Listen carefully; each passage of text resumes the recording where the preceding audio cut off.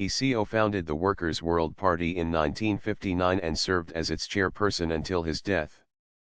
During the Russian Civil War, his family was a target of anti-Jewish pogroms by the White Movement and received protection from the communist forces.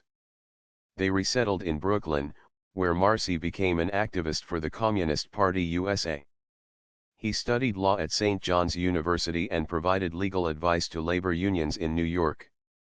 Marcy grew discontented as a member of the Communist Party, viewing the Third International as increasingly detached from working-class interests and instead a mouthpiece for Joseph Stalin, whose oppressive bureaucracy he despised. He joined the Trotskyist movement in the 1940s, building a branch of the Socialist Workers' Party, SWP, in Buffalo. Yet he again became dissatisfied, finding the SWP uncommitted to revolutionary politics and instead oriented toward parliamentary reform. Marcy and other SWP members developed a theory of global class war, according to which Marxists had a duty to defend the existence of the USSR and its satellites in spite of their bureaucracy. Over several years Marcy clashed with the SWP leadership on several questions, including the approach to Communist China and North Korea, whether the SWP should endorse Henry A.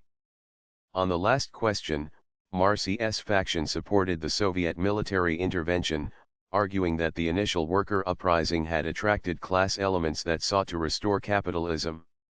In 1959 the global class war faction set up a new organization, the Workers' World Party, characterized by outspoken defense of all socialist governments in the world.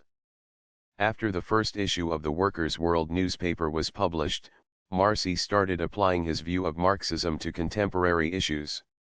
Marcy's writings included extensive works on socialism, the Cold War era and the rise of the powerful military-industrial complex. He also wrote about the civil rights struggles of the 1960s, the anti-war movement during the Vietnam War, the economic forces behind capitalist downsizing and the impact of the scientific technological revolution. One selections of his works have been translated into many languages, including Persian, Spanish, Turkish, Korean, French and German.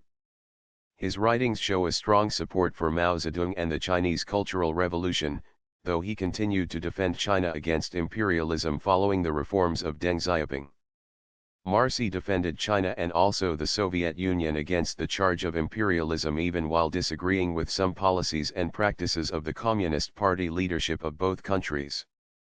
In addition to his writings, Marcy was one of the organizers of the first demonstration in the United States against the Vietnam War. The demonstration, by WWP affiliate group Youth Against War and Fascism, occurred in August 1962 and was subsequently noted by Ho Chi Minh in an interview with the National Guardian newspaper.